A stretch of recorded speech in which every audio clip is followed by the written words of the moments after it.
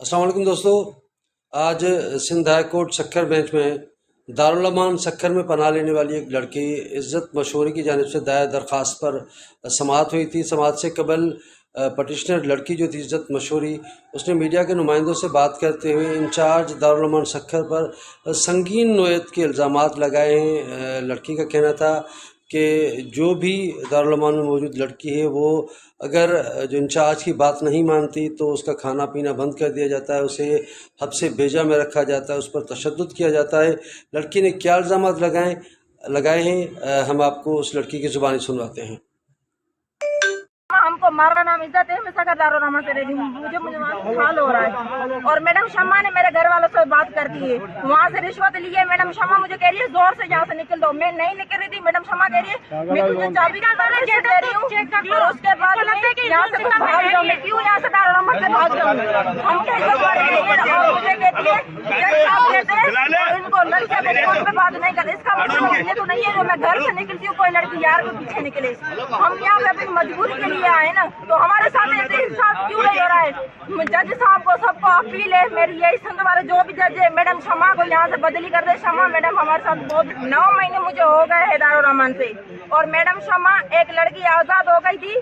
Madam शम्मा ने उसके लड़की वाले घर के पैसे लिए और लड़की से उससे फरीदा नाम है, उससे पहले पूछो यहाँ से मंगवाओ, और शनी लाए उसको कमरे में बंद करके मारा है। वो भी मैडम शम्मा मेरे ऊपर इल्जाम लगा रही है क्योंकि तुमने इसको यही पुलिस वाली थी जिसने कमरे में बंद करके रखा था, मारा था उसको। और उसके बाद में मुझे कह रही है तुमने जज को साहब को बताओ कि तुमने मारा। मैंने हम कौन से कर सब में जज जो हमारे घर वाले हमको इंसाम दिया है, और हम घर से यहाँ पे जलील होकर हम दारुल अमान में, हम घर के जलील होकर यहाँ दारुल अमान, हम सेफ्टी के लिए दारुल अमान के जलील होकर हम कहाँ जाएं? कुछ भी नहीं मिलता है। जो हमारा फंड मिलता है वो मैडम शम्मा सहारा मैडम शम्मा खाती है, और हमारे मैडम शम्मा ने इतना हमको जलील कर दिया। मुझे कह रही है मैं तुझे चाबी की परमिशन दे रही हूँ, तुम यहाँ से भाग जाओ। मैं यहाँ से क्यों भागूं? बताया तो सबको जहाँ तहाँ देते, हम कोई भी हमारा इंसाफ नहीं करते हमारे साथ। इसका मतलब ये तो नहीं है जज साहब मुझे दारुल अमान भेजे और दारुल अमान से हमारे ना जाए जितना मैडम शम्मा करती है, क्यों करती है? इसीलिए हम यहाँ पे नहीं रहना, मैं दारुल अमान चेंज करूंगी। यहाँ पे हमारा कोई इंसाफ नहीं है। मैडम जज साहब जो भी सिंध में जज साहब है उसको मेरी यही अपील है, मैडम शम्मा को हटाए।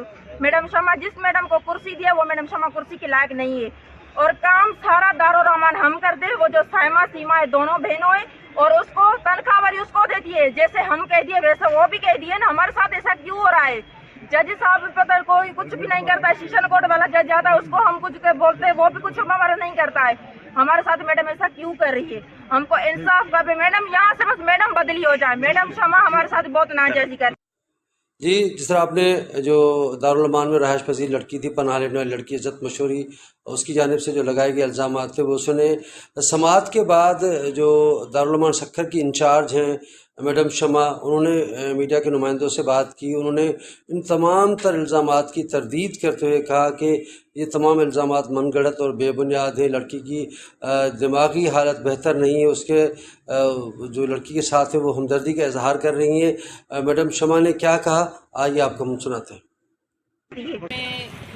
जैसे कि मैं दारुल अमान इंचार्ज और हमारा इदारा वुमेन डेवलपमेंट है, औरतों के राइट्स के लिए काम करता है, तो हम किसी भी लड़की के साथ कोई ज़्यादती जुल्म तशद्दुद नहीं करते।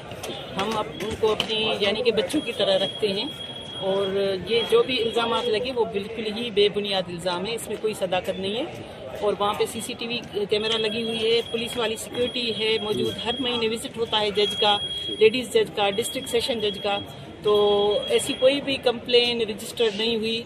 इससे मुझे हमदर्दी है, इस बेचारी की मेंटल कंडीशन जो है ना वो सही नहीं है, क्योंकि आपको पता है वहाँ से आती हैं ये डिप्रेशन में होती हैं, तो इसी वजह से ये कोई भी बयान गलत दे सकती हैं। मुझे इसके साथ हमदर्दी है, ऐसी कोई भी बात नहीं है।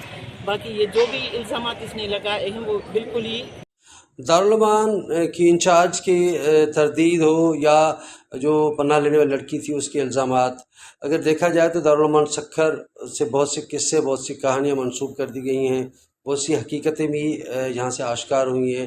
जिस तरह मैडम ने कहा कि सिक्योरिटी सख्त सिक्योरिटी मौजूद है और पुलिस एहलकार मौजूद होते हैं, CCTV कैमरे लगे हुए हैं, लेकिन उन तमाम तर चीज़ों के बावजूद कुछ महीने कबल यहाँ से एक लड़की मुबैना तौर पर फ़रार भी हो गई थी, जिसका इल्ज़ाम था कि लगाया गया था कि लड़की को फ़रार करवाया गया है। तो दारुल अमान सक्खर بہت سی کہانیاں موجود ہیں، جو الزامات ہیں ان کی تصدیق ہونا بھی لازمی ہے۔